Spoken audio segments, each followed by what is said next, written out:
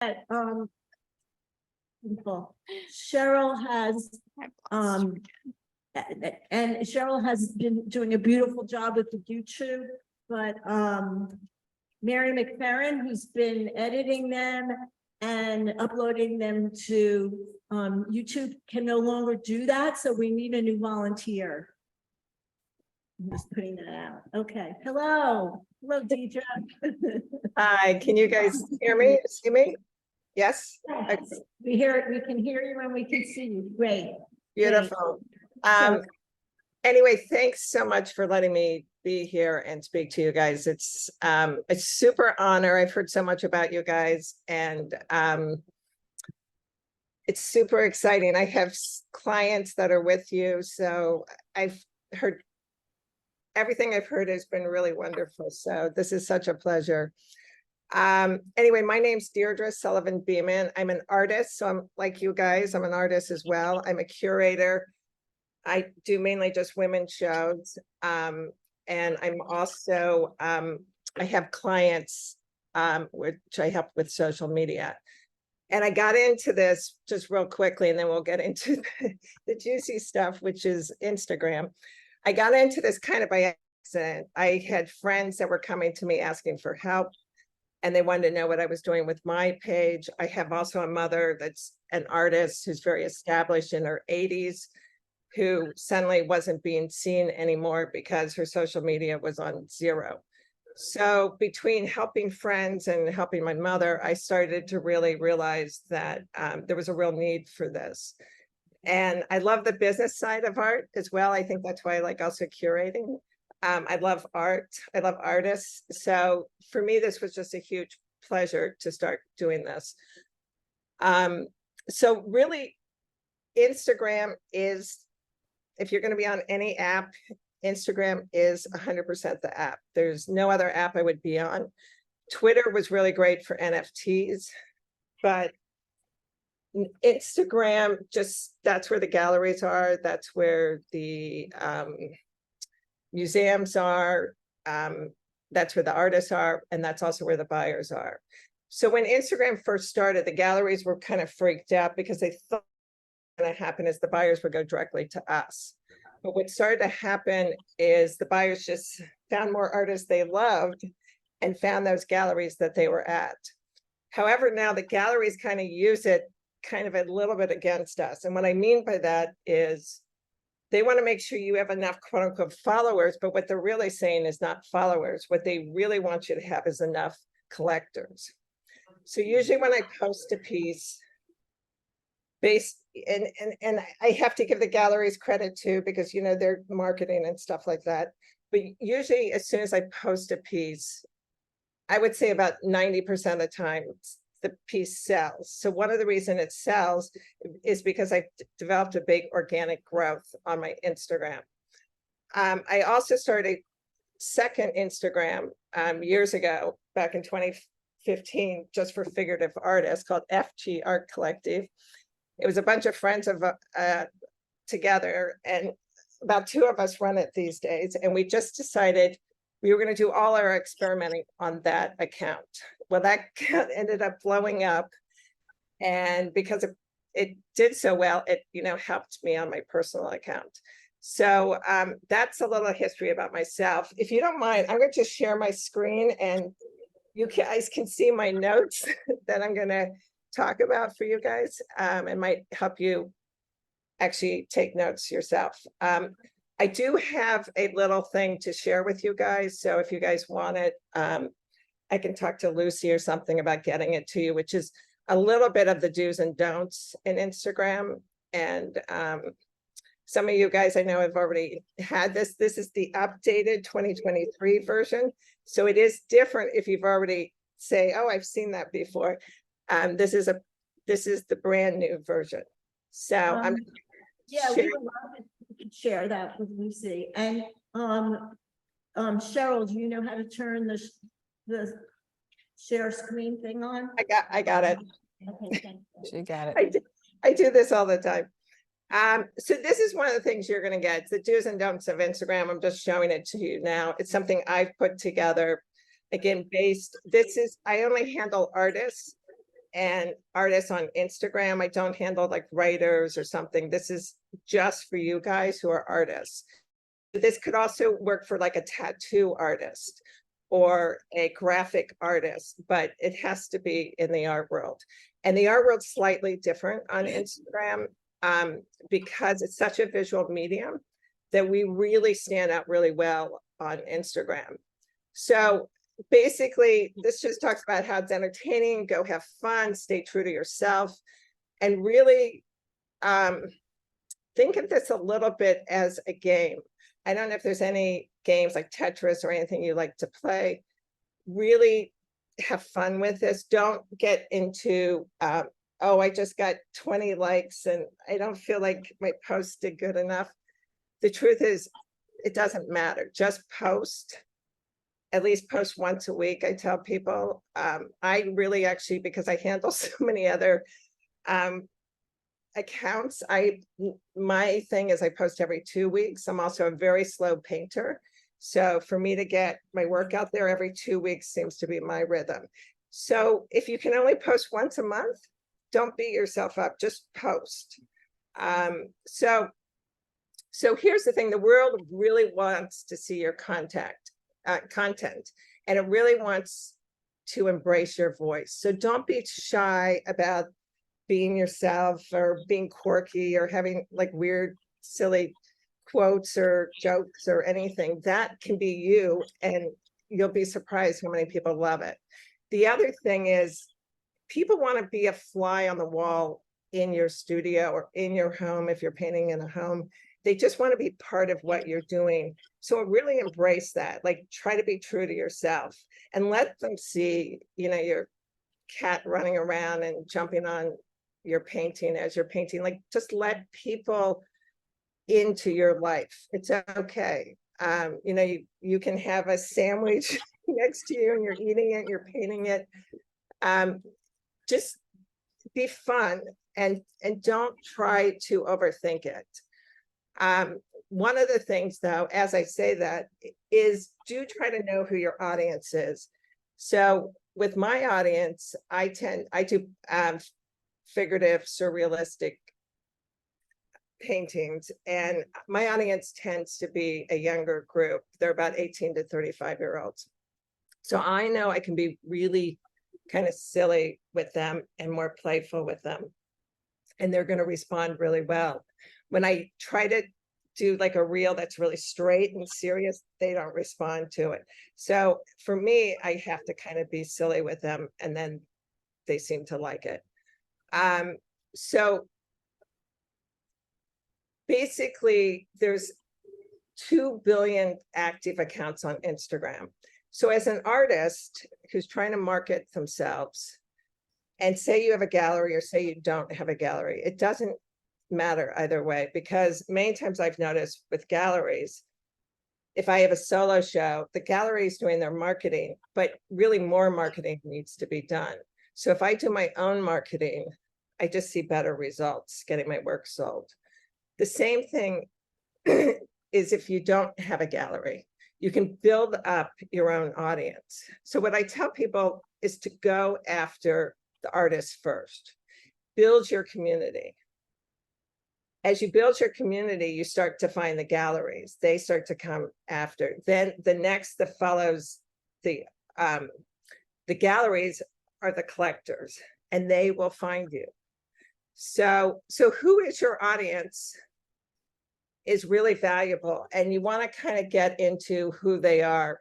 And the goal is to create content that your audience wants to see and grow a supporting community. Okay. And that can be a supporting artist community. Like, I have so many friends on Instagram that are all over the world that I could never have met if I wasn't on Instagram. Right before COVID, my husband and I took a trip to Europe, which we had saved forever to do this trip. And every year we kept saying we we're going to take the trip, and thank goodness we took it. So we took it at the end of December and January 2019 and 2020. And of course, you guys know what happened after that. We flew into Paris, and an artist friend met me there, and we went out to dinner. And then we took the train to Barcelona. And as I'm on the train, I sent a DM to a friend on Instagram. I've never met her in my life. She's a Spanish artist in Barcelona. And I told her I was on my way. Are you around? Her husband's also an artist. And next thing I know, they threw a huge party for us on their rooftop. They invited some galleries that I actually had heard of. And plus there were tons of other artists there. So that's the magic of Instagram. You can meet people all over the world and have this amazing communication with that you just can't get from, I mean, there's nothing like this. We're going to go a little bit, I'm going to talk about the algorithm updates at the end, because there are some updates that you guys should know about. I was told by Lucy, you guys are advanced. You've been doing Instagram for a while. So I'm going to keep this a little bit more on the advanced side of things. So SEO is really important. So I know I say on one hand, be playful, but I just want you to understand about SEO. So usually when people say the word SEO, my brain just wants to, or I just want to fall asleep. Like the word SEO means search engine optimization, but it's a word that I just, you know, I don't love that word. But the key thing about that word is that word's important to you. So in your profile, for example, your name, you can always add the word art to it. So say my name was Betty Thompson, I could say Betty Thompson art, right? You could just add the word art, and some of you guys have done this, or you could add the word artist. That helps your SEO. The other thing is on your username, I could say Dierdre Sullivan-Beeman, surreal artist, right? You can add that on your username. You could say, you know, Betty Thompson, tattoo artist. So again, that way people can look for you. These are called keywords that help you bring in more followers into your account. Because if someone taps in the little search, then and they put in tattoo artist, chances are Betty Thompson will come up, right? Your bio, which I'm sure you guys have all worked on, just tells you a little bit about yourself. It's just like your elevator pitch that I'm sure you guys have talked about. But it's your elevator pitch in like one short sentence. And so put things like you're a dog mom, or you're a, I don't know, you love skiing. Keep it art related. This is your portfolio. When a gallery looks at this, and I tell you a story in a minute about that, they want to be looking as if they're looking at your portfolio. So remember those big, huge portfolios with the handle you carry around to galleries? That's gone, and it's Instagram. It's the exact same thing. So if you wouldn't put it in your portfolio, do not put it on your profile page. So a picture of your dog, for example, should not be on your timeline of your profile page. That can be in stories, which I'll talk about in a little bit, but that cannot be on your timeline. This is 100% your artwork. It should not be somebody else's artwork. Don't go to a gallery and take images of other people's work and then put it on your timeline page. That can go into stories, and I'll teach you how that's an asset in stories, but it's not an asset in your timeline. So the other thing you want to make sure you do is put your website in your bio. So there's a link, and that's one of the new changes Instagram has done. You can have up to 5 links. Before you could only have 1 link. And so people would do Linktree. I suggest not doing Linktree. I'm not a fan of Linktree. If you have Linktree and you love it, then keep it. I suggest putting one main link, because people don't like to hit a button then hit another button. But now you can put up to 5. The key one to have, though, is your website. And I'll tell you why, because galleries these days actually go to your Instagram first, because they can quickly scroll and find out all about you really fast. Then if they like what they see, they go to your website. when it was 2021 and I went to, COVID had been, I think it was 2021. And COVID had just kind of been over with and Art Basel opened back up. So I live between Canada and LA, East Coast. I'm all over the place. And I didn't have my main studios in LA. And that's where I had all my business cards. And I only had like 5 business cards with me. And I thought, oh my gosh, how am I going to, I'm going to have to dole these out really carefully at Art Basel. The interesting thing is when I got there, the gallerist that I met only wanted to see my Instagram account. And then they saw everything they liked. And if they liked it, they would follow me. And the interesting thing was only one person asked for that business card, only one. So it's also the new business card. So it's really important. We don't have to have a big following. We have to have the right look, right? So again, it's your portfolio. This is 100% what this is these days.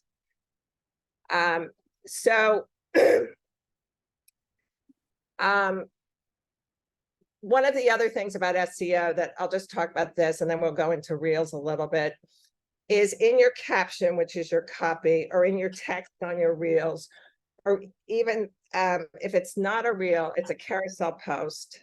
And don't do one image post, which I'll go into a little more later. We only do carousel posts, right? You guys know that already, I assume. There's something called alt text. And if you go to the bottom of your, when you're posting and you go to the bottom, you'll see something called alt text. When you go there, I always suggest putting your name in. That's the key thing. You can put the name of the work, but that helps that image go out onto social media.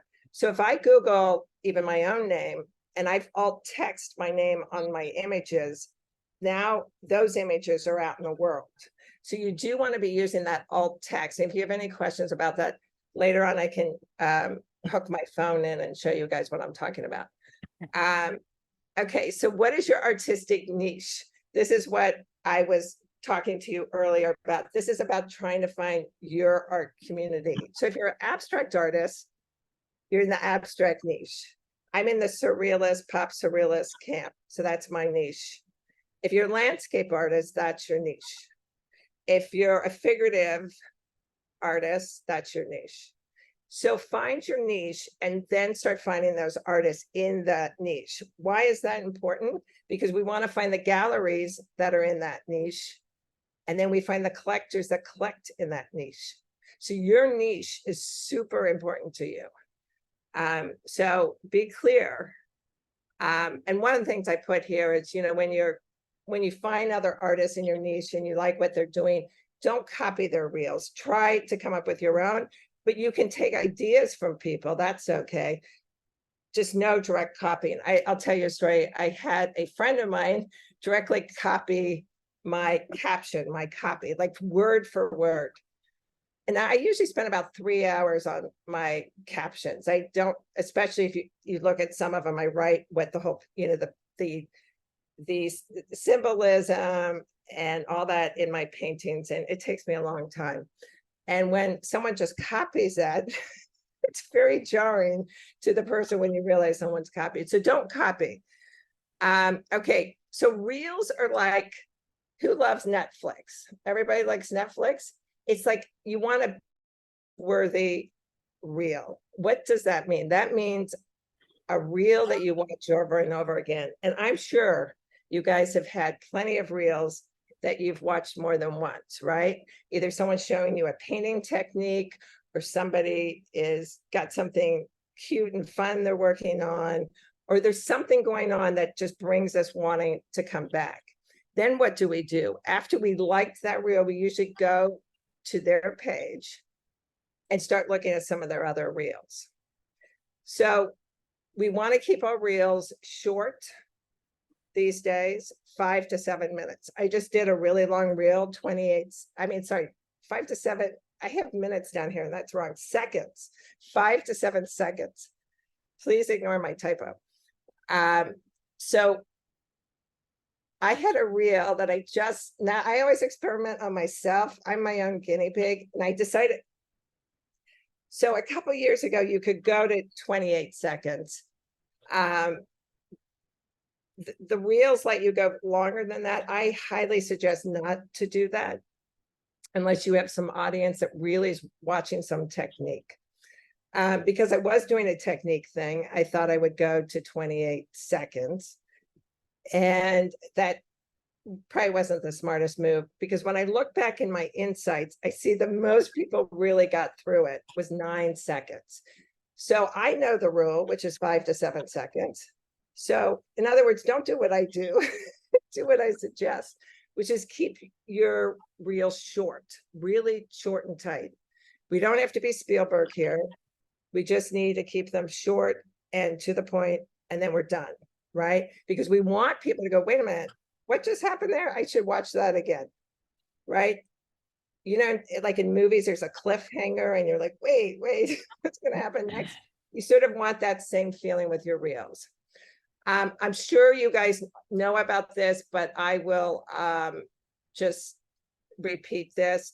So when you do a reel, it's a 9 to 16 aspect ratio vertically, not horizontally, vertically. Okay, so we're clear. It's like this, not that. If Instagram sees a lot of black or white on top, again, it doesn't mean the end of your reel. It just means they ding you for it, right? So try to keep as vertical as much as possible. Do also try in the library, in the music library, do try to pick trends music that is trending. Is a new aspect that Instagram rolled out a little while ago. And anything they roll out, they want you to use. So do try to look at trending. Usually there's great music in trending, but say I want an Al Green song and it's not trending, then just type in Al Green and use it. Okay, so I'm going to talk about just real quickly, and some of you guys probably know about this, but these are some ideas that are popular ideas for Instagram. So revealing your work, right? This is a friend of mine, Erin's work, E.E. Kono. She does beautiful work. You can give a studio tour, right? This is my friend, Jason Pullen. So he put together a reel with a studio tour.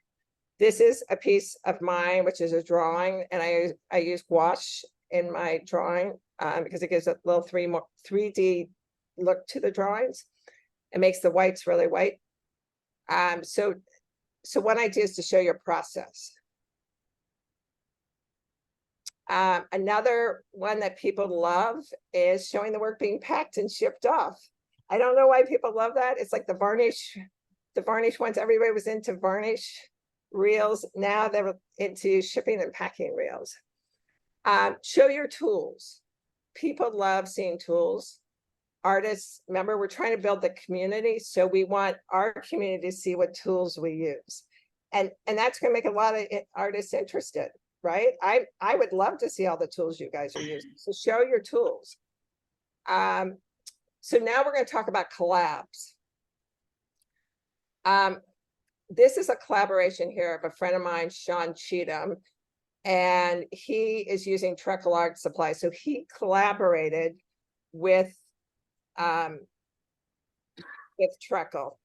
And so collaborations, I don't know if you've seen it, but you can, as you're posting a reel, you can reach out instead of tagging somebody, you can reach out and hit a collab to collaborate.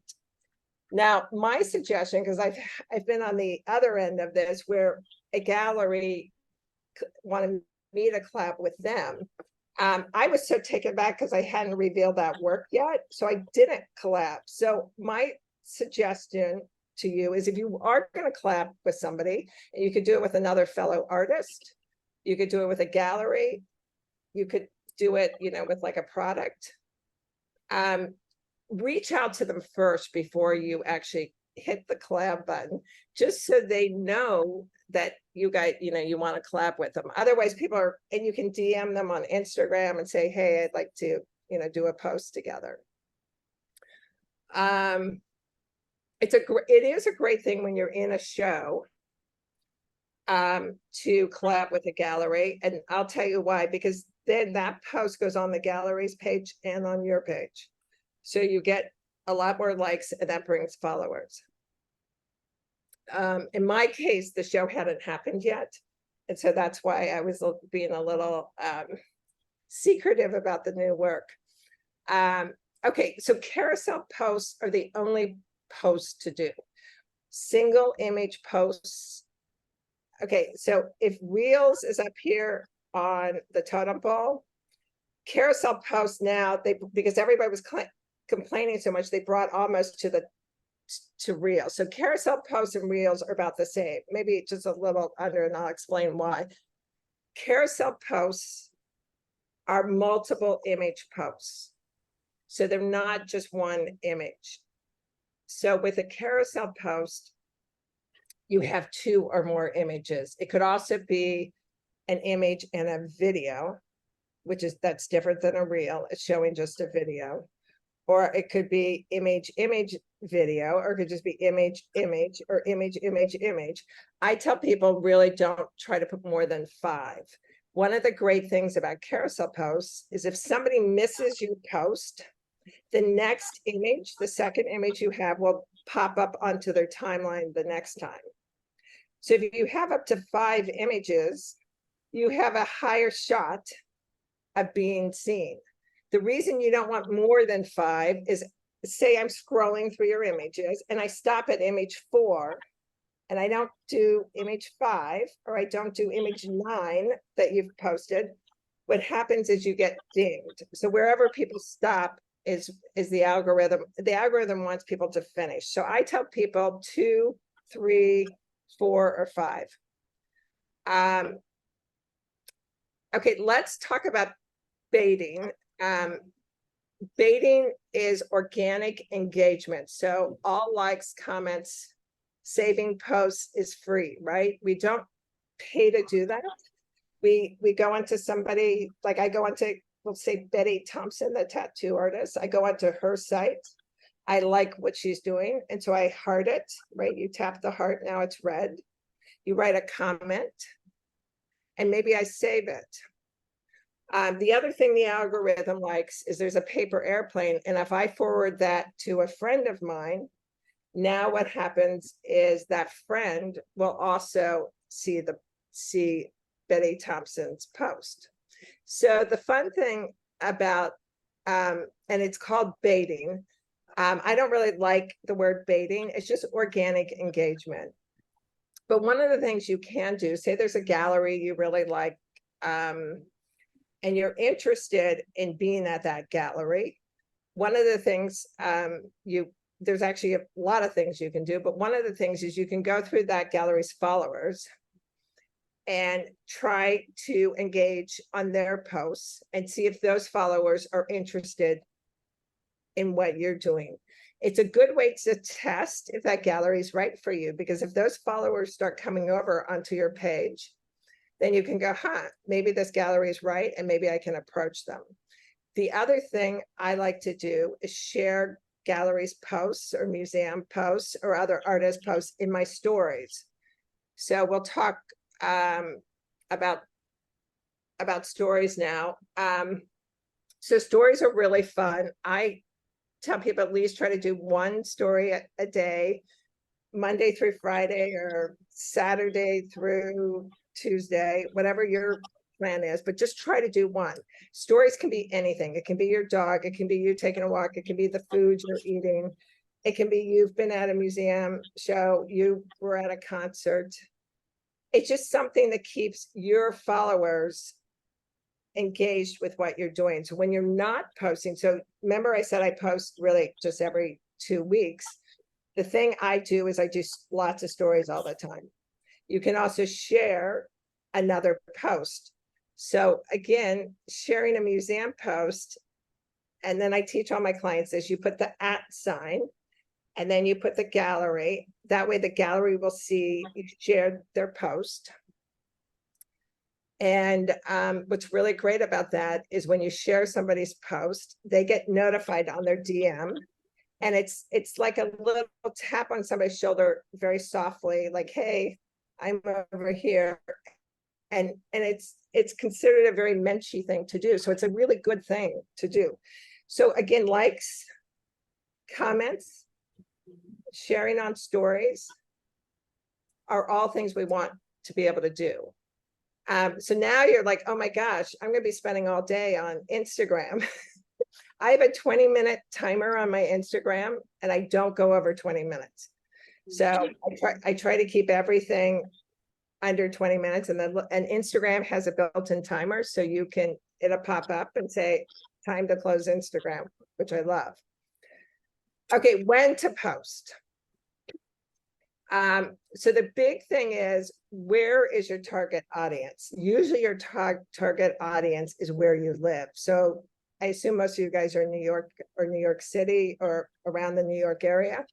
So that would be your target audience, would be New York. So you want to post on East Coast time. That's interesting. There was a study done that the best time to post, even for somebody on the West Coast, is from 9 to 11 a.m. East Coast time. And I can't say for sure if that is the best time for West Coasters to post, yet at the same time, I have been trying to post during those times. Your insights, if you hit the 3 little dashes at the top right and go to insights, insights will show you a lot about what is the best times for you to post. And when you do that, it always pretty much says 9 to noon. I think sometimes that's not 100% reliable, yet in the past, I've always tried to stick with that. So that's one of the things to do, is just follow your insights. I would suggest posting maybe at 8 a.m. to 9 a.m. to 10 a.m. to 11 a.m., somewhere in there. 8 a.m. is kind of good because you're kind of getting before the curve hits, because these are peak times people are on, right? So you can kind of get ahead of the curve. Okay, so one of the things that changed, that was a big change about 3 months ago, is MetroCool. So MetroCool is it's an API, and they're letting Instagram's API is letting third-party schedulers, which they didn't allow. They were I had to go through everybody's accounts and get rid of any scheduler people had, because it was hurting their accounts. Now, what's really great is they're letting some approved schedulers, and MetroCool is one of them. MetroCool, what's great is you can see your analytics, and you can look back at like 30 days or 90 days or 60 days, whatever you want to do. With my clients, I do every 30 days. We look at their analytics, so we can learn. I can learn from them, and then we can. I mean, what's great about analytics is you can see where you're going wrong, and you can see where you're going right. This is the account that I run. Sorry about that, guys. My throat.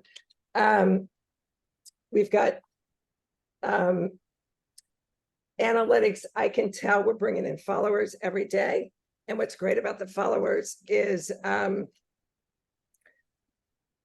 can see we have a steady stream. So I can tell that this account is working right. So now I'm just going into my do's and don'ts. So the do's and don'ts, I'll kind of just read through them quickly. This is what I'm going to be sending you. So do be on a creator account. Do think of your Instagram page as your art portfolio. We've already reviewed that. Do keep your page curated. Do know what your goal is on Instagram. Do have your bio be about your work. Do connect with other artists, find your community, do engage with people, artists, collectors, galleries, art advisors, art critics, museums in your niche. Do post quality over quantity, do post daily stories if you can daily. So for a lot of people, 7 days a week is too much. Just do 3 days a week, just do 2 days a week. What works for you? To have fun with stories. Stories can be silly, they can be serious, they can be political, they can be non-political, they can be fun. Just do what you want. Do use the @ sign that I just told you about with your story. You can get reshared. So if I put at PPOW and PPOW likes my story and they put it on their stories without that @ sign, they cannot reshare it. So if they reshare it, guess what happens? Now my story is on their account. So their followers are like, who's this Dierdre Sullivan-Beeman? I better check this person out. So now they come to your site. It's the greatest way. I have gotten twice the city of Vancouver reposted me, and I got about 100 new followers each time. So it's a great way, but usually with one share, I get about 20 new followers. Do collaboration posts. Do use vertical or square images, not horizontal, if you can. If you're a landscape artist, I know that could be really tough. Do increase dwell time with reels, carousel posts, and videos. So again, the one post option is really out. You're going to be on the lowest end of that totem pole. Do increase initial engagement with a catchy cover image, which is called the hook. So you want a hook. The hook is that first image people see. It's just like advertising. They put that first image and then you kind of get hooked in.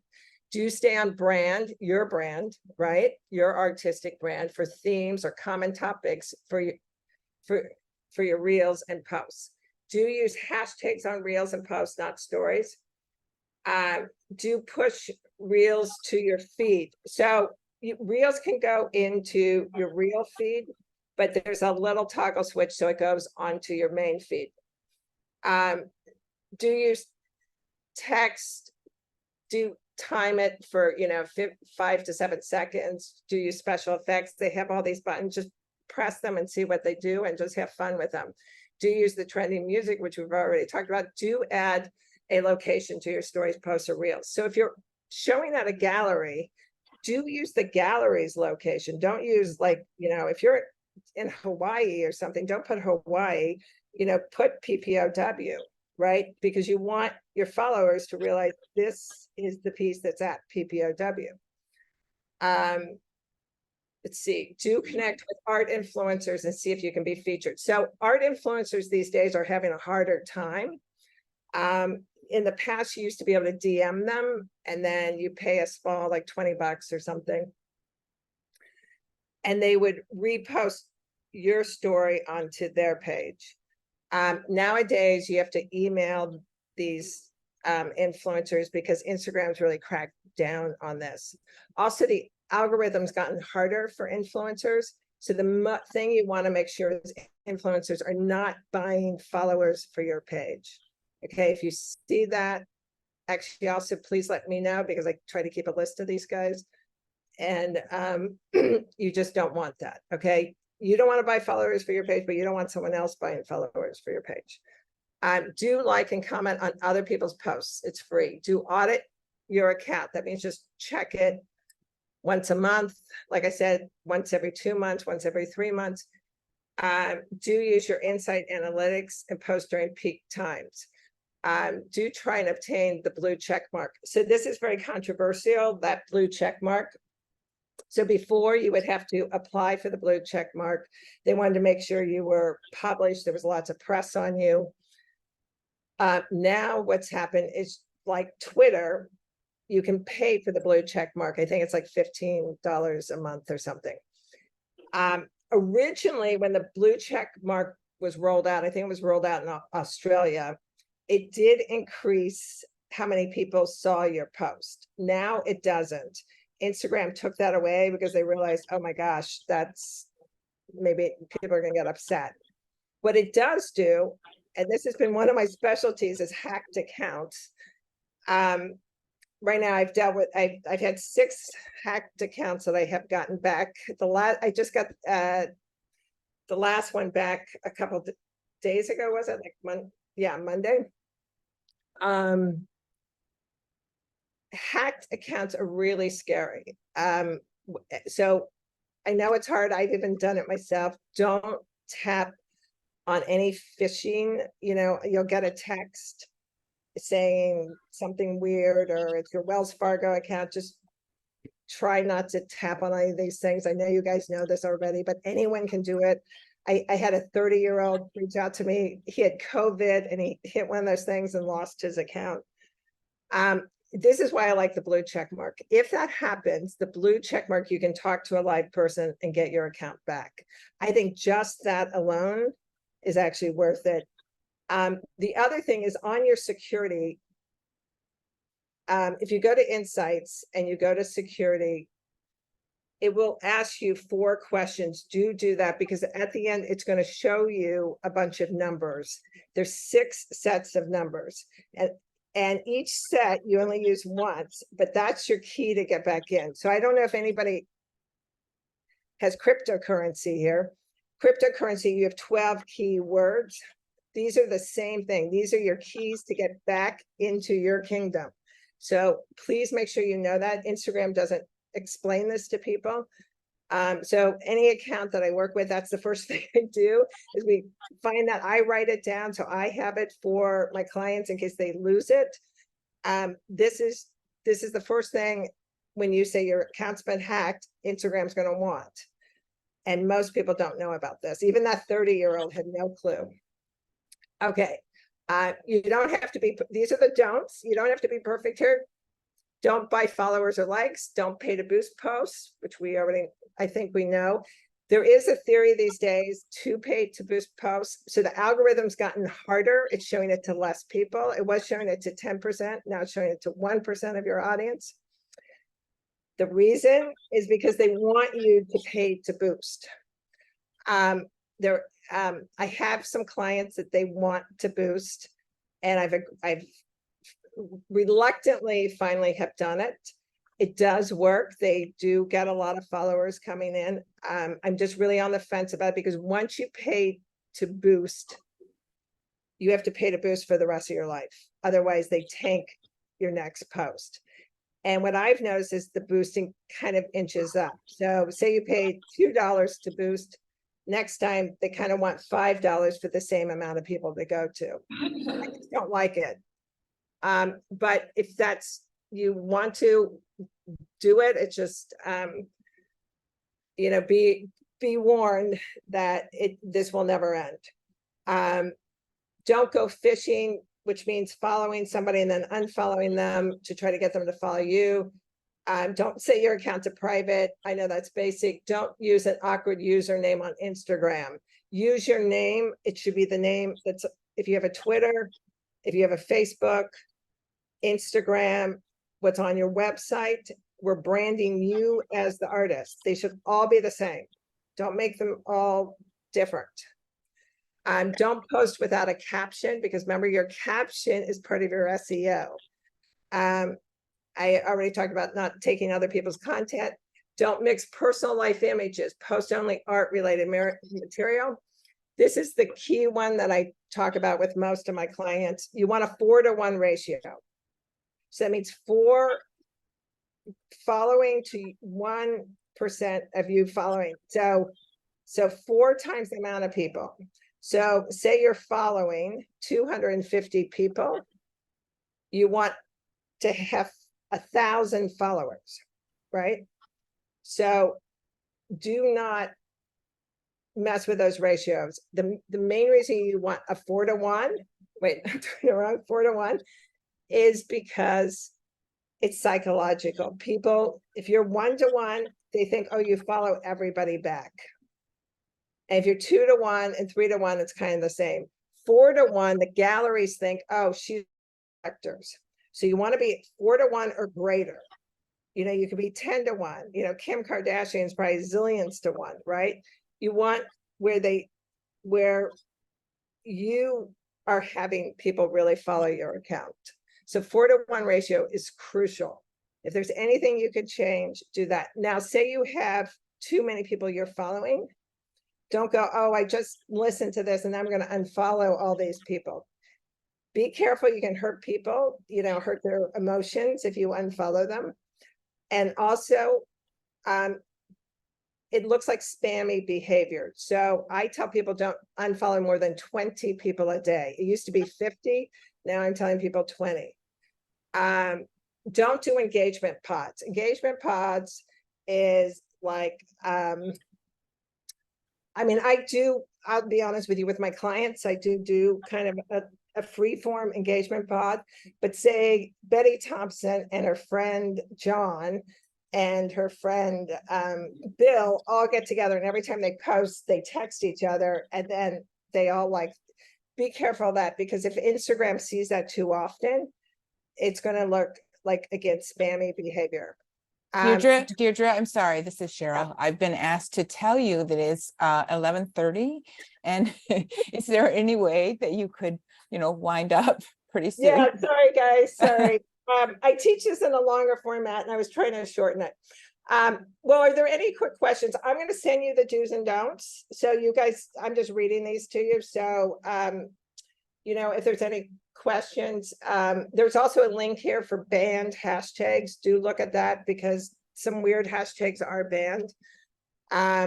Is there any, let me stop my share. Is there any questions out there that, I don't know, is this when we wrap up? Is 11:30? Yes. Oh, sorry. Okay. That's okay. It's okay. No problem. Is there, yes, Donna? Hi, thanks so much. It was really a wonderful presentation. Just a quick question. You mentioned don't do single images, and that's all I've ever done. Could you just quickly just go over that? And also how you do one-on-one? I don't know how to do that. Oh, that's a great question. So on your Instagram, when you do a post and you pop an image on, there's going to be like a bunch of paper under the image, like paper stacked. If you tap on that, it will turn blue. And then it will let you go like 1, 2, 3, 4, or you could undo one and then you could hit another one. If anybody has also questions, I do audit accounts. So if you want to find me, I'm happy to audit the account, and I can show you something like that, because since we've run out of time. But there is a stack of paper, and so you tap on that, and it's right under the images. Is there any other quick question I can answer? Marianne? I think you're muted. You're muted. All right. Yes, thank you. What are the numbers that you're supposed to know to get a hacked account back, and how do you get a blue pin? So you have to apply for the blue check. If you look in your privacy, there's 3 little bars at the top, and if you look there, they will let if you scroll down, it says the blue check mark, and so you can apply for it. They are going to want things like your driver's license and things like that. It's okay. Normally, I would tell you don't give people that. This time, it's okay to give that. So they want to see. This is another great reason someone can't steal this account, because now you've been you've got they have your real driver's license. Okay, I'm sorry, we can take only one more question, and then we have to. Pamela. I have a question. Can I ask? I just called Pamela. She has her hand up. Hi, thanks so much for calling on me. Just want you to actually just say where this alt text appears after you've used it for the putting your name and the title of the work. Does that appear on the post? not quite. No, it's very weird. It's kind of silent. They claim also people that aren't or auditory only, it will pop up. Ah, It's at the bottom, at the very bottom, when you're doing a post. And you Okay. put your copy and then you scroll down his location and who you're tagging. At the very bottom, I say alt, tap on that. And then you'll see you can do alt text. And that increases SEO. That's interesting. Okay, Yeah. I think I'm being told we need to wind it down. I'm sorry if there's more questions, but I'm told we need to wind it up right now. Sorry. Thank you very much. Yeah, no worries. I'm gonna give this back to Eileen. Am I muted? No, okay, thank you. That was really great. Thank you. Absolutely. And I'm sure people can contact you privately if they have more questions or want to work with you. Yes. I can put, if you guys want, in the chat, my, the way to contact me. Also, my website is Sullivan-Beeman.com, but I will also And put we'll the, put that all on the listserv. yeah, and I'll send that to you. So the do's and We're gonna put this all in the listserv, so, yeah, thank you. sorry, guys, I'm sorry I overtalked and couldn't get to all your Mm. questions. Do feel free to reach out. I'm happy to help you guys. I love helping people with this. So I'm, happy to spend 5 minutes or show you with my phone. Don't be shy. I'm here.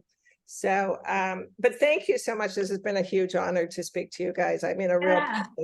so thank It's you. really great to have you here. Thank you. Thank you. Yes, and before we formally close for the Zoom, I want to thank Cheryl, who was doing all the tech for everybody. And I also want to say that Cheryl intends to make her way back in person. So those of you on Zoom, we're going to need more volunteers to help with the at home. So please email and let us know. Eileen, I'm gonna stop recording now, right? Yes, you can stop